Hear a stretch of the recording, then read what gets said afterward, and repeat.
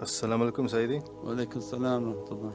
Sayyidi, when Imam Mahdi alayhi salam returns, will awliya be given permission to use their gifts given by Allah? Inshallah, this is what they're hoping, so that not to be obliterated otherwise it's going to be pretty bad out there. So as soon as these shaitans make themselves to be seen, then Allah inshaAllah will activate the gifts for Imam Mahdi salam to go after them. Right now they operate within the shadows, and that as a result of operating within the shadows they safeguard their existence.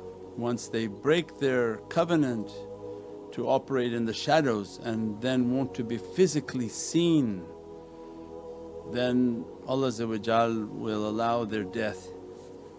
And as soon as they want to be physically seen, then Allah activate then the hearts in which He wants to activate, so that they have the power to go after those devils and destroy them, and to fill the earth or rid the earth of their presence. And their powers are in their eyes, their heart, and there's no weapons needed. The weapon enough is a heavenly heart. They're now digging under buildings, trying to collapse temples to find the Ark of the Covenant, and they believe with the Ark of the Covenant that they can represent the heavenly kingdom. And the true Ark of the Covenant, because every Prophet was an imitation of the reality of Sayyidina Muhammad, and the true Ark of the Covenant is the Qalb al-Muhammadi, and that the ahad and the covenant of Allah is in the love and the acceptance of Sayyidina Muhammad. That's why if you read the Lataif al-Qalb, that's the Ark of the Covenant. It describes the angels that carry it and the covenant that's within it, and there's the house of Allah.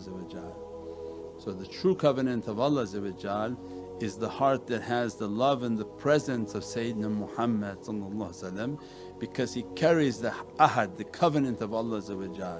If the love of Prophet is in the heart of the servant, they carry the covenant and the love of Allah, not a box. The box was to imitate for the nation of Sayyidina Musa. But when the master appears, the imitations vanish.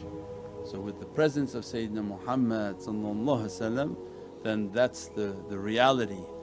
The 12 tribes of Bani Israel, they were placeholders for the 12 Imams. That's why there were 12, because it represented their 12 fountains that have always existed. So before the presence of Sayyidina Muhammad, then what Allah made was then 12 tribes of Bani Israel that drank from 12 different fountains. Why? Because they're 12 Imams, so each they hold the place of these Imams. Because the deen of Allah has always been Islam, there are no other religions. So now there are some Jewish people coming out and say, oh yeah, actually the promised land of Sayyidina Musa was Mecca, and he took his nation to Mecca, not the other way into Egypt, that he took his nation to go towards Mecca. So maybe more of these realities will begin to come out. And they say that maybe Sayyidina Saleh, Jethro was the caretaker of Mecca and the Kaaba, and that Tur Sini is not Sinai desert, but it's in Saudi Arabia, in the region that we know. Because we know Jabal Rahmah where Sayyidina Ibrahim sacrificed Ismail, it's not over that side, it's in Mecca. But until Allah wants to reveal the truth, then people will understand that how they were fooled and what the truth and the deen of Allah is. And that's why in the deen of Allah is just Islam. These other titles, they're all fake. All these other belief systems, it's all supposed to be within the reality of Islam. And when Allah reveals what He wants to reveal, then people will understand. Yeah, Tifa, oh this is the Kaaba, they carry the Kaaba on their head. They said then they have the Kaaba on their forehead. And the rabbi was saying it on their videos. Say they were supposed to leave the triangle system of Pharaoh to the cube system of the Divine.